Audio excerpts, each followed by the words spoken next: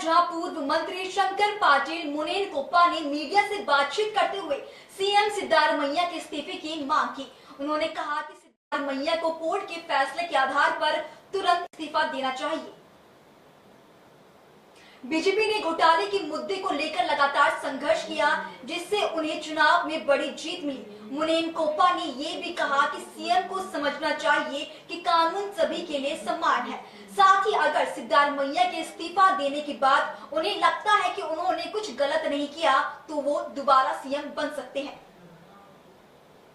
ಆದೇಶವನ್ನು ಇವತ್ತು ನ್ಯಾಯಾಧೀಶರು ಎತ್ತಿದ್ದಾರೆ. ಸಿಎಂ ವಿರುದ್ಧ ವ್ಯತಿರಿಕ್ತವಾದ ತೀರ್ಪು ಹೊಂದಿರೋದು ಇವತ್ತು ಈ ದೇಶದ ಕಾನೂನಿಗೆ ಇವತ್ತು ದೇಶದ ಯಾವುದೇ ಉನ್ನತ ಹುದ್ದೆಯಲ್ಲಿ ಇರ್ತಕ್ಕಂಥವ್ರು ಕಾನೂನನ್ನು ಗೌರವಿಸ್ಬೇಕಾಗತ್ತೆ, ಕಾನೂನನ್ನು ಪಾಲನೆ ಮಾಡಬೇಕಾಗತ್ತೆ. ಇವತ್ತೇನು ರಾಜ್ಯಪಾಲರ ಎಂದು ಏನು ಕಳಿಸಿರ್ತಕ್ಕಂಥದ್ದನ್ನು ಇವತ್ತು ರಾಜ್ಯದ ಮುಖ್ಯಮಂತ್ರಿಗಳ ಕೇಸು ಇವತ್ತು ವಜಾ ಆಗಿರ್ತಕ್ಕಂಥದ್ದು ಮತ್ತು ಇವತ್ತು ನ್ಯಾಯಾಲಯಕ್ಕೆ ಇವತ್ತು ಜಯ ಆಗಿರ್ತಕ್ಕಂಥದ್ದು ಮತ್ತು ರಾಜ್ಯಪಾಲರು ಕಳಿಸಿರ್ತಕ್ಕಂಥ ಒಂದು ನಿರ್ಣಯವನ್ನು ಇವತ್ತು ಕೋರ್ಟ್ ಎತ್ತಿ ಹಿಡಿತಕ್ಕಂಥದ್ದು ಆಗಿದೆ ಮತ್ತು ಅದು ಕಾನೂನಾತ್ಮಕವಾಗಿರ್ತಕ್ಕಂಥದ್ದು ಮತ್ತು ಕಾನೂನು ಎಲ್ಲರಿಗೂ ಒಂದೇ. ಈ ದೇಶದ ಕಾನೂನಿಗೆ ಎಲ್ಲರೂ ಕೂಡ ನಾವು ತಲೆ ಬಾಗಬೇಕಾಗುತ್ತೆ. ಇವತ್ತು ಅದೇ ರೀತಿ ಕೂಡ ರಾಜ್ಯದ ಮುಖ್ಯಮಂತ್ರಿಗಳು ಕೂಡ ಈ ಕಾನೂನನ್ನು ಅವರು ಗೌರವಿಸಬೇಕನ್ನುವಂಥ ವಿನಂತಿ ಮಾಡ್ತಾರೆ. ಸರ್, ಈ ರಾಜೀನಾಮೆಗೆ ಒತ್ತಾಯಿಸ್ಕೊಂತನೂ ಬಂದಿತ್ತು ಬಿಜೆಪಿ ನಾಯಕರು ಪಾದಯಾತ್ರೆ ಮಾಡಿದ್ರು. ಈಗ ರಾಜ್ಯಪಾಲರ ನಡೆಯನ್ನು ಎತ್ತಿಡೋದ್ರಿಂದ ಬಿಜೆಪಿ ಮುಂದಿನ ನಡೆ ಯಾವ ರೀತಿ ಆಗಿರುತ್ತೆ? ಯಾಕಂತಂದ್ರೆ ರಾಜೀನಾಮೆಗೆ ಒತ್ತಾಯ ಮಾಡ್ತಾ ಇದ್ರಿ. ನೋಡಿ, ನಾವು ಮೂಢ ಹಗರಣವನ್ನ ವಿರುದ್ಧ ನಾವು ಪಾದಯಾತ್ರೆ ಮಾಡಿದ್ದೇವೆ. ಇವತ್ತು ವಾಲ್ಮೀಕಿ ಹಗರಣ ಇಟ್ಕೊಂಡು ನಾವು ಹೋರಾಟ ಮಾಡಿದ್ದೇವೆ.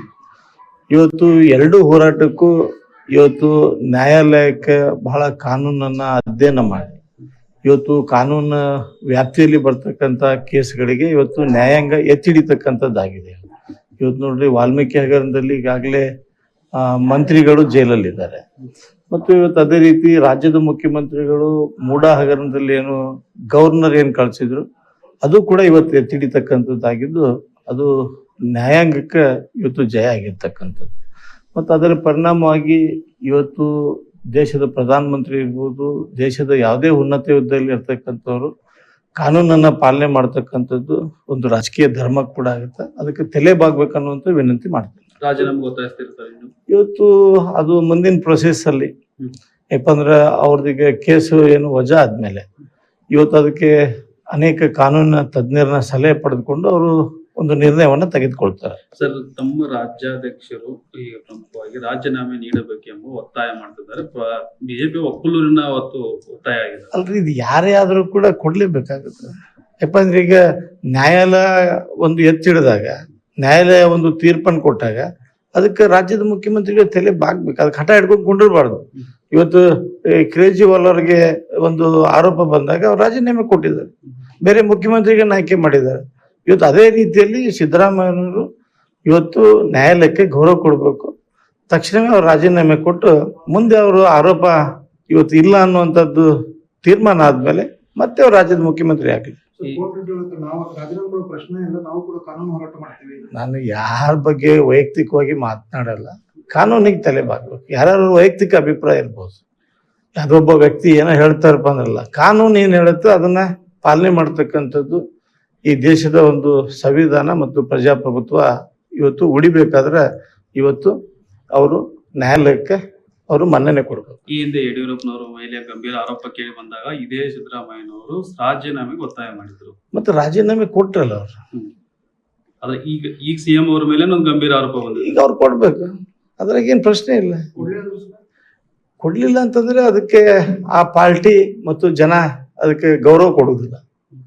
ಯಾಕಂದ್ರೆ ನ್ಯಾಯಾಲಯದಲ್ಲಿ ಇವತ್ತೊಂದು ತೀರ್ಮಾನ ಆದಾಗ ಇವತ್ತು ಜನ ಅಭಿಪ್ರಾಯವನ್ನು ಕೂಡ ಅವರು ಪಡೆದಾಗ ಗೊತ್ತಾಗುತ್ತೆ. ಈ ರೀತಿ ಕಾನೂನಿನ ಈ ಸಮಸ್ಯೆ ಬಂದಾಗ, ಈ ರೀತಿ ಬಂದಾಗ ಇವತ್ತು ಅನೇಕ ರಾಜ್ಯದ ಮುಖ್ಯಮಂತ್ರಿಗಳು ಆರೋಪ ಬಂದ ತಕ್ಷಣ ರಾಜೀನಾಮೆ ಕೊಟ್ಟು ಇವತ್ತು ಸಮಾಜದಲ್ಲಿ ಒಳ್ಳೆ ಕೆಲಸ ಮಾಡಿರ್ತಕ್ಕಂಥ ಅನೇಕ ಮುಖ್ಯಮಂತ್ರಿಗಳಿದ್ದಾರೆ.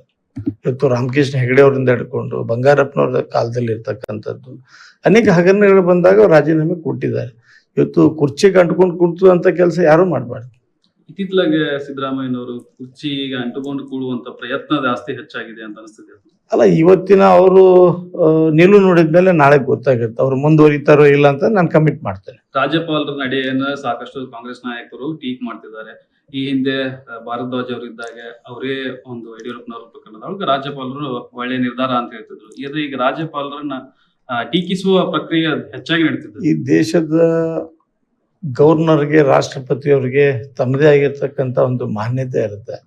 ಯಾಕಂದ್ರೆ ಅಲ್ಲಿ ಕಾನೂನ ಉಲ್ಲಂಘನೆ ಆಗಿದೆ ಅಂತ ಅಂದ್ಮೇಲೆ ರಾಜ್ಯಪಾಲರು ಎಂಟ್ರಿ ಆಗಿದೆ.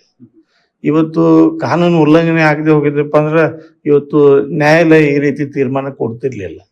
ಇವತ್ತು ನ್ಯಾಯಾಲಯ ತೀರ್ಮಾನ ಕೊಟ್ಟಿದೆ, ಇದಕ್ಕೆ ಹಠ ಹಿಡಿಬಾರ್ದು, ತಕ್ಷಣವೇ ರಾಜೀನಾಮೆ ಕೊಡಬೇಕು ಅನ್ನುವಂತ ಒತ್ತಾಯ ಮಾಡ್ತೇವೆ.